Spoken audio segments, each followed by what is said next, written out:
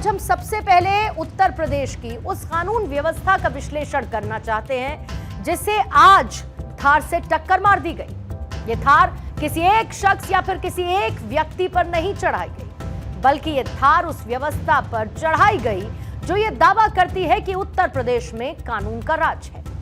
आज इस कानून व्यवस्था के रिश्ते हुए रक्त का वक्त रहते विश्लेषण करना जरूरी है। देश के सबसे तेजी से उभरते शहर नोएडा से जो तस्वीरें सामने आई, उन्हें आज ब्लर करना पड़ा है। हम किसी भी तस्वीर को तब ब्लर करते हैं जब हम वो तस्वीर आपको पूर्ण रूप से दिखा नहीं सकते, और ऐसा तब होता है जब ऐसी तस्वीरें सेंसिटिव होती हैं, या तो पहचान छिपाने की बात हो या फिर कोई ऐसी तस्वीर आपको ना दिखाना चाहें जो कि विचलित कर सकती है। ये तस्वीरें इसी वजह से आज ब्लर की गई हैं ताकि आप विचलित ना हो। लेकिन आज हम ये चाहते हैं कि इन तस्वीरों को देखने के बाद प्रशासन जरूर विचलित हो, क्योंकि ये तस्वीरें देखते ही देखते काफी आम हो चुकी हैं। इन तस्वीरों को लेकर अब हंगामा नहीं होता, इन तस्वीरों को लेकर कानून व्यवस्था पर भी प्रश्न चिन्ह नहीं लगता है। ये तस्वीरें हैं नोएडा के सेक्टर 53 की, और जहां पर यह घटना हुई वहां से नोएडा फेज 3 का पुलिस थाना महज 1.5 किलोमीटर की दूरी पर है, यानी 3 से महज 4 मिनट की दूरी पर। इस तरफ सेक्टर 58 नोएडा सेक्टर 58 का पुलिस थाना 2 किलोमीटर की दूरी पर है, यानी कि 5 मिनट की दूरी, और सेक्टर 24 का पुलिस थाना भी 2 किलोमीटर की दूरी पर है, यानी फिर से सिर्फ 5 मिनट की दूरी। अब आप जरा सोच कर देखिए कि जिस जगह इतनी देर तक दबंगों ने मारपीट की, थार से एक व्यक्ति को कुचलने की कोशिश हुई, जो घटना स्थल चारों तरफ से पुलिस थाने से कवर्ड है, लेकिन इसके बावजूद जब तक ये वीडियो सोशल मीडिया पर वायरल नहीं हुआ, पुलिस के हाथ खाली रहे। हम ऐसा मानते हैं कि अब तक आपको भी इस घटना के बारे में सब कुछ मालूम चल गया, क्योंकि यह घटना जिस जगह पर हुई है वो एक पॉश इलाका माना जाता है। नोएडा शहर के बीचों बीच का ये पॉश इलाका है। एलीट लोग रहते हैं, एलीट सोसाइटीज हैं, एलीट व्यवस्था है, और सोशल मीडिया पर ये तस्वीरें हर जगह उपलब्ध हैं। मुमकिन है कि टीवी पर भी आपने पूरा दिन ये खबर जरूर देखी होगी। और इस मामले में अब तक ये बताया गया कि सेक्टर 48 के निवासी सौरभ यादव और उनके भाई एक मॉल जा रहे थे, तभी रास्ते में सेक्टर 53 के पास उन्हें आकाश अवाना, अमन अवाना, गौरव चौहान और कुणाल चौहान ने रोक लिया। इनके साथ जमकर मारपीट की गई। 28 सेकंड के वायरल वीडियो में यह साफ तौर पर देखा जा सकता है कि ब्लैक शर्ट पैंट पहने एक युवक हाथ में ईंट लिए हुए सड़क पर जा रहा है। उसके शरीर पर चोट है, उससे खून बह रहा है, और चंद सेकंड्स में पीछे से आ रही एक तेज रफ्तार काली थार इस युवक को टक्कर मार देती है। एग्जैक्ट यही विजुअल्स है, और यह टक्कर इतनी जोरदार थी कि वो युवक सीधे नाले के अंदर जा गिरता है। थाना 24 के अंतर्गत सेक्टर 53 के पास में 2 पक्षों में मारपीट थी। साथ ही एक पक्ष द्वारा दूसरे पक्ष के ऊपर थार गाड़ी से टक्कर मारने का भी वीडियो वायरल हुआ। उपरोक्त जांच करते क्रम में स्पष्ट हुआ कि इंस्टाग्राम पे कमेंटबाजी को लेकर दोनों पक्षों के में लड़ाई झगड़ा हुआ है। शीघ्र ही आरोपियों की गिरफ्तारी व वाहन को जब्त कर आवश्यक विधिक कार्रवाई सुनिश्चित की। तस्वीरें आपने देखी, आधिकारिक बयान आपने सुन लिया। अब इस पूरी घटना को हम 2 विचार दे सकते हैं। पहला है साइकोलॉजी यानी कि मनोअवस्था, और दूसरा है ट्रेंड यानी कि चलन।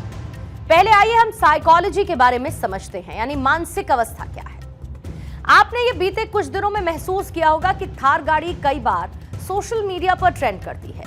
ये गाड़ी अपनी खूबियों के लिए नहीं, बल्कि इससे होने वाली घटनाओं को लेकर चर्चा में रहती है। मार्च के ही महीने में नोएडा सेक्टर 16 के पास एक थार चालक ने कई वाहनों को टक्कर मारी। बाद में पता चला कि थार चालक एक जगह से मारपीट करके भाग रहा था, जिसके बाद यह घटना हुई। फिर उससे पहले जनवरी के महीने में राजस्थान के सीकर में एक थार चालक ने कोचिंग जा रहे स्टूडेंट्स को टक्कर मारी।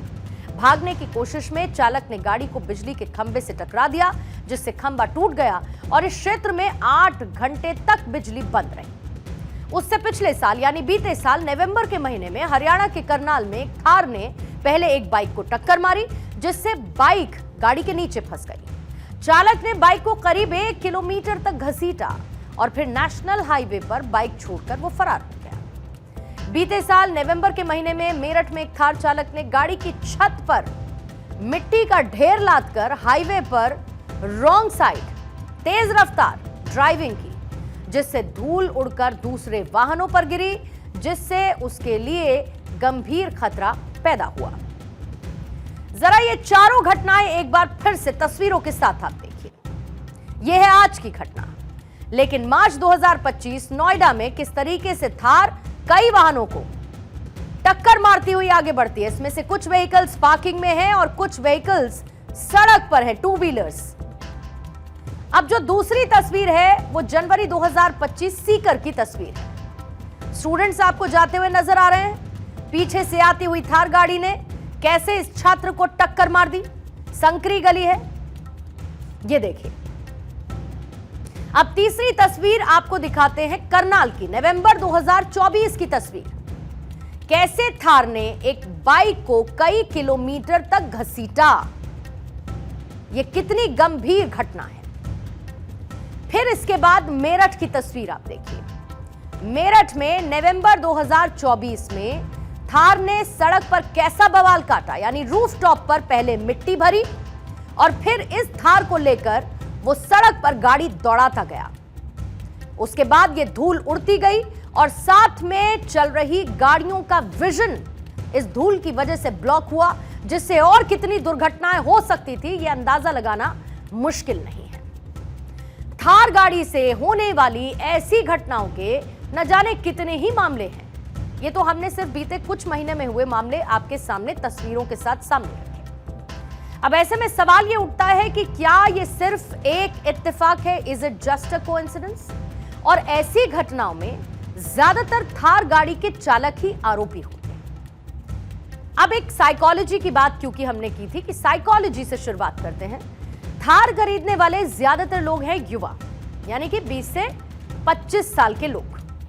अब भारत में गाड़ी को सिर्फ सवारी का साधन नहीं बल्कि एक स्टेटस सिंबल भी माना जाता है, खासकर उत्तर भारत में, जहां पर थार को एक स्टेटस सिंबल यानी रुतबे का प्रतीक बना दिया गया है। आप गांव चले जाइए, शहर तक आ जाइए, थार को दबंग छवि से जोड़कर देखा जाता है। इसका कनेक्शन बॉलीवुड से भी है, जहां पर फिल्मों में गुंडे और दबंग किरदार अक्सर ऐसी गाड़ियों में नजर आते हैं, जिसके बाद लोग भी ऐसा ही बर्ताव करने लगते हैं। थार एक एक्सपेंसिव गाड़ी है और जो इसे खरीदता है उसे लगता है कि उसने न सिर्फ गाड़ी बल्कि एक पावर स्टेटमेंट को खरीद लिया है। और उत्तर भारत में जहां पर बड़ा आदमी बड़ा गाड़ी का चलन है, थार खरीदने वाले शख्स अक्सर इसे अपनी सामाजिक हैसियत दिखाने का जरिया बना लेते हैं। वो चाहते हैं कि लोग उन्हें देखें, उनके रौब को महसूस करें, उन्हें नोटिस करें। जबकि थार गाड़ी को बनाने के पीछे कंपनी का मकसद लोगों को बेहतर सुविधा और कंफर्ट देना है। तो पेरेंट्स अपने बच्चों को इस तरह की गाड़ियां देते हैं, जैसे कि थार, एक गाड़ी को अपना स्टेटस सिंबल समझ के गाड़ी चलाते हैं, दबंगगिरी करते हैं, किसी के जान की कोई परवाह नहीं करते और कानून का तो बिल्कुल ही डर नहीं रहता। ये हमें हमारे बच्चों को कोई भी व्हीकल देते टाइम बहुत सोचना चाहिए। अब हम ऐसी घटनाओं को लेकर एक दूसरे पर्सपेक्टिव की, एक दूसरे एंगल की बात करते हैं और ये एंगल है रीलबाजी वाली बदमाशी का, जहां पर हमारे देश के एक खास वर्ग के सोशल मीडिया इन्फ्लुएंसर्स रील बनाकर लड़ते हैं, एक दूसरे को रील बनाकर धमकियां देते हैं और फिर यही रील्स वायरल होती हैं। अब इन रील्स को देखकर युवा प्रभावित होते हैं और फिर ऐसी घटनाएं सामने आती हैं जहां पर लड़ाई झगड़े का कारण सोशल मीडिया पर हुई कमेंटबाजी होती है। आज नोएडा में हुई घटना के पीछे की वजह भी यही कमेंटबाजी है। और आप जरा सोच कर देखिए कि व्यूज और फॉलोअर्स के लालच में इस खास वर्ग के इन्फ्लुएंसर्स ने गुंडागर्दी का एक नया पैटर्न लॉन्च कर दिया है। इन लोगों को पुलिस का भी कोई डर नहीं, क्योंकि पुलिस इन पर कोई कार्रवाई नहीं करती। ये लोग खुलेआम रील बनाते हैं, रील में धमकी देते हैं, फिर रील वायरल होती है और उससे इन्हें मिलता है पैसा। मारपीट की घटना इनके बीच होती नहीं, इसीलिए पुलिस भी कुछ नहीं कहती है। लेकिन यहां पर प्रशासन को यह समझना होगा कि इन इन्फ्लुएंसर्स के बीच लड़ाई झगड़ा भले ही ना होता हो, लेकिन इन्हें देख रहा युवा इनकी तरह सो कॉल्ड भौकाल बनाने के लिए इन्हीं की तरह हरकतें करता है, और इसका परिणाम क्या होता है वो परिणाम आज हम सब ने देखा है। ऐसे में पुलिस को भी ऐसे मामलों में बहुत ज्यादा सख्ती दिखाने की जरूरत है और ऐसे रीलबाजों पर भी कार्रवाई करनी चाहिए, ताकि एक संदेश जा सके, एक डर पैदा हो सके, कानून का डर। ऐसी घटनाओं पर लगाम सिर्फ एक तरह से लगाई जा सकती है, और वो है इन सभी कार वाले कलाकारों को इतनी सख्त सजा दी जाए कि कोई दूसरा ऐसा कृत्य करने से पहले लाख बार सोचे। और दूसरा ये कि एक खास वर्ग ये सब कुछ सोशल मीडिया पर फेमस होने के लिए भी करता है। ऐसे में इस खास वर्ग को सोशल मीडिया पर ही नेम एंड शेम भी किया जाए, तभी जाकर ऐसी घटनाएं काबू में आ सकेंगी।